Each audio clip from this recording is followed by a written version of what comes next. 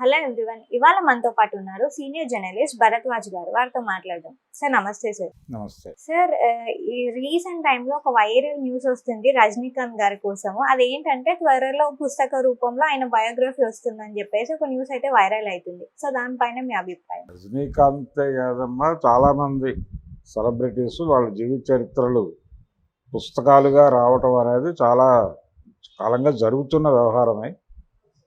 కొంతమంది తమ జీవిత చరిత్రల్ని పత్రికల్లో సీరియల్స్గా రాసిన సందర్భాలు కూడా ఉన్నాయి. అంటే ఆ పత్రికకి సంబంధించిన జర్నలిస్టులు వెళ్ళి వారితో కూర్చుని వారు చెప్పింది రాసుకుని వచ్చి వేసేవాళ్ళు. అలా నా కథ అనే పేరుతో విజయ చిత్రలో చాలామంది వాళ్ళ ఆత్మకథలు రాసుకున్నారు. అలా ఒక కల్చర్ ఉంది. నాగయ్య గారి ఆత్మకథ, అక్కినేని నాగేశ్వరరావు గారిది 3 ఫేజుల్లో 3 రకాల జీవిత చరిత్రలు వచ్చినాయి. కృష్ణకుమారి గారు రాసినటువంటి జీవిత కథ ఒకటైతే, కథానాయకుని కథ అనే పేరుతో ముళ్ళపూడి వెంకటరమణ గారు ఒక బయోగ్రఫీ రాస్తే, మూడోసారి ఆయనే స్వయంగా తన ఆటోబయోగ్రఫీ అంటే తన జీవిత చరిత్ర తనే రాసుకున్నాడు. ఆయన తనే చెప్పుకున్నాడు, దాన్ని పుస్తక రూపంలో తెచ్చారు. అలా ఎన్టీ రామారావు గారు అలాంటి ప్రయత్నం ఏం చేయలేదు. ఆయన జీవిత చరిత్ర గ్రంథస్థం చేయటము అనే పనిలో భాగంగానే లక్ష్మీపార్వతి గారు అక్కడ ప్రవేశించారు. ఆ తర్వాత అది అనేక మలుపులు తిరిగింది. అలా ఆయనకు సంబంధించి సమగ్రంగా జీవిత చరిత్ర ఆయన ఉన్న టైంలో ఆయన రాయించుకునే ప్రయత్నము చేయలేదు, రాసే ప్రయత్నము చేయలేదు. దాసరి నారాయణరావు గారు తన ఆత్మకథ రాసుకొని దాన్ని రిలీజ్ చేయాలనేటువంటి ఒక ఆశ ఉండేది ఆయనకి కూడా అవ్వలేదు, ఆయనకు కూడా కుదరలేదు. మోహన్ బాబు గారికి కూడా ఉంది ఆ కోరిక. మోహన్ బాబు గారు ఆ పనిలో ఉన్నారు ఆల్రెడీ. అదొక యాక్టివిటీ నడుస్తోంది. ఒక పాపులర్ ఫిల్మ్ జర్నలిస్ట్ గారు అది రాస్తున్నారు, ఆయన బయోగ్రఫీ. చిరంజీవి గారికి సంబంధించి ఆయన జీవిత కథని యండమూరి వీరేంద్రనాథ్ గారికి రాసే బాధ్యత అప్పచెప్పారు. వారు రాస్తున్నారు, ఆ పని నడుస్తోంది. కాబట్టి ఇప్పుడు రజనీకాంత్కి సంబంధించి చాలా సందర్భాల్లో చాలా ఇంటర్వ్యూలు ఆయన సినిమా ఇండస్ట్రీకి వచ్చిన కొత్తలో తన గురించి తాను చెప్పుకున్నాడు. చాలా విషయాలు ప్రపంచానికి తెలుసు. రజనీకాంత్ ప్రయాణం ఏమిటి అనేది.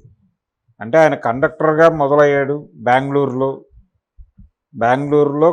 ఆయన కండక్టర్గా మొదలై అక్కడి నుంచి తన మిత్రుల సహకారంతో ఆయన వచ్చి మెడ్రాస్లో ఆ రోజుల్లో సౌత్ ఇండియన్ ఫిల్మ్ ఛాంబర్ ఆధ్వర్యంలో ఒక ఫిల్మ్ ఇన్స్టిట్యూట్ నడిచేది. అది 4 ఏళ్ళు 5 ఏళ్ళు నడిచింది. ఆ తర్వాత దాన్ని అడయార్ ఇన్స్టిట్యూట్లో విలీనం చేశారు. ఈ సౌత్ ఇండియన్ ఫిల్మ్ ఛాంబర్ ఆధ్వర్యంలో నడుస్తున్నటువంటి ఫిల్మ్ ఇన్స్టిట్యూట్లో ఫస్ట్ బ్యాచ్ స్టూడెంట్గా చేరాడు ఆయన రజనీకాంత్. అదే ఇన్స్టిట్యూట్లో సెకండ్ బ్యాచ్, ఆ థర్డ్ బ్యాచ్లో చిరంజీవి గారు చేరాడు.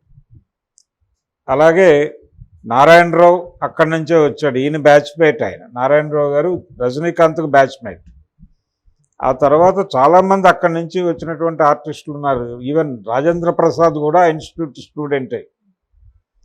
ఇలా ఆ రోజుల్లో చాలా ప్రభావవంతమైనటువంటి, అంటే అన్ని తెలుగులోను అలాగే తమిళ్లోను అద్భుతమైనటువంటి ప్రభావం చూపించినటువంటి చాలామంది ఆర్టిస్టులు అక్కడి నుంచి వచ్చిన వారే, ఆ ఇన్స్టిట్యూట్ నుంచి వచ్చిన వారే. అయితే ఎంజి రామచంద్రన్ గారికి అది నచ్చలేదు. అంటే ఫిలిం ఛాంబర్ ఆధ్వర్యంలో ఒక ఇన్స్టిట్యూటు, అడయార్లో ప్రభుత్వం ఆధ్వర్యంలో ఒక ఇన్స్టిట్యూటు, ఇలా 2 ఇన్స్టిట్యూట్లు ఉండడం కరెక్ట్ కాదు అనే ఉద్దేశంతో ఆయన వీటన్నిటిని మెర్జ్ చేశాడు. ఆ మెర్జ్ చేయటం మీద ఇప్పటికీ చాలామందికి విమర్శలు ఉన్నాయి. అలా ఆ ఫస్ట్ బ్యాచ్ విద్యార్థిగా రజనీకాంత్ బయటకు వచ్చాడు. ఆయనని తెరకి పరిచయం చేసింది కె బాలచంద్ర గారు. అపూర్వ రాగంగళ్ళు అనే సినిమాలో ఒక చిన్న క్యారెక్టర్లో కనిపిస్తాడు ఆయన. ఆ తర్వాత ఆయనతో చాలా సినిమాలు చేశాడు బాలచంద్ర గారు. అలా మొదలైన ప్రయాణం. ఆయన తెలుగులో చిలకమ్మ చెప్పింది అనే సినిమాలో యాక్ట్ చేశారు ఎర్లీ డేస్లో. అంతులేని కథ ఆయనకి స్ట్రైట్ మొదటి తెలుగు సినిమా. రెండోది అంత పెద్ద క్యారెక్టర్ చేయటం కూడా అదే మొదటిసారి. అదే సినిమా తమిళ వెర్షన్లో ఆయన లేడు. తమిళ వెర్షన్లో వేరే ఆర్టిస్ట్ చేసిన క్యారెక్టర్ని తెలుగు వెర్షన్ అంతులేని కథకి రజనీకాంత్ చేశాడు. చాలా పేరు వచ్చింది అతనికి. రజనీకాంత్కి పాపులారిటీ వచ్చింది తమిళ్లో కాదు, ముందు తెలుగులో వచ్చింది. తెలుగులో రజనీకాంత్కి పాపులారిటీ వచ్చిన తర్వాత తమిళ ఇండస్ట్రీలో పాపులారిటీ వచ్చింది. అలా ఆయనకి ఈరంకి శర్మ గారు అంతులేని కథకి అసోసియేట్ డైరెక్టర్ ఆయన. అందుకని తాను చేసే మొదటి సినిమా చిలకమ్మ చెప్పింది, అది బాలచంద్ర గారి పర్యవేక్షణలో ఈరంకి శర్మ గారి డైరెక్షన్లో వచ్చిన సినిమా. దాంట్లో రజనీకాంత్కి కీలకమైన పాత్ర ఇచ్చారు. ఈ సందర్భంగా ఈ షూటింగ్ పాలకొల్లు ఆ ప్రాంతాల్లో జరిగింది, నరసాపురం ఆ ఏరియాలో జరుగుతూ ఉన్నప్పుడు ఏదో కొత్త ఆర్టిస్టులు యాక్ట్ చేస్తున్నారు, కొత్త డైరెక్టరు, కాబట్టి వీళ్ళని కలిస్తే తనకు కూడా ఏదో ప్రయోజనం ఉంటుంది అనుకుని చిరంజీవి గారు వెళ్ళి కలిశాడు. అక్కడ చిరంజీవి అప్పటికి స్టూడెంట్, ఆయన వెళ్ళి కాలేజీ చివరి రోజుల్లో ఉన్నాడు, ఆయన బీకామ్ ఫినిషింగ్ స్టేజ్లో ఉన్నాడు. అప్పుడు ఆయన షూటింగ్ దగ్గరికి వెళ్ళి ఈరంకి శర్మ గారిని కలిశాడు అతి కష్టం మీద. కలిసి నేను కూడా సినిమాల్లోకి రావాలనుకుంటున్నాను, ఏమిటి మార్గం అని అడిగాడు. అడిగితే ఆయన నారాయణరావుని రజనీకాంత్ని చూపించి, వాళ్ళిద్దరూ సౌత్ ఇండియన్ ఫిలిం ఛాంబర్ పెట్టిన ఇన్స్టిట్యూట్ నుంచి వచ్చిన కుర్రాళ్ళు, సో వాళ్ళ ఎక్స్పీరియన్సెస్ ఏంటో వెళ్ళి వాళ్ళతో మాట్లాడితే నీకు తెలుస్తుంది, దాన్ని బట్టి నిర్ణయం తీసుకోమని చెప్పాడు ఆయన. చెప్పిన తర్వాత ఆయన రజనీకాంత్ని నారాయణరావుని కలిశాడు ఆ షూటింగ్లోని. కలిసి వాళ్ళ సలహా మేరకు సౌత్ ఇండియన్ ఫిలిం ఛాంబర్ నిర్వహణలో నడుస్తున్నటువంటి ఫిలిం ఇన్స్టిట్యూట్లో చేరి అక్కడి నుంచి నటుడయ్యాడు ఆయన చిరంజీవి. అలా చిరంజీవికి ఒక రకంగా ఇండస్ట్రీ ప్రవేశానికి మార్గదర్శనం చేసినవాడు కూడా రజనీకాంతే. ఇలా అంటే ఎర్లీ డేస్లో రజనీకాంత్ ప్రభావం చిరంజీవి మీద ఉంది అని అనేవాళ్ళు. అంటే వీళ్ళిద్దరి నటన ఒకేలా ఉంటుంది అనేవాళ్ళు. ఒకే క్యారెక్టర్ తమిళ్లో రజనీకాంత్, తెలుగులో చిరంజీవి చేసిన సందర్భాలు కూడా ఉన్నాయి. అంటే ఆయన తమిళ్లో చేసిన క్యారెక్టర్నే బాలచంద్ర గారే తెలుగులో రజనీకాంత్తో తమిళ్లో చేయించి, తెలుగులో అంతులేని కథ కాదు, ఇది కథ కాదు అనే సినిమాలో చిరంజీవి చేసిన క్యారెక్టర్ తమిళ్లో రజనీకాంత్ చేశాడు. అలాగే ఘరానా మొగుడు సినిమాలో తెలుగులో చిరంజీవి చేసిన క్యారెక్టరు తమిళ్లో రజనీకాంత్ చేశాడు. ఇలా చాలా క్యారెక్టర్లు వాళ్ళు తెలుగు తమిళ్లో చేశారు.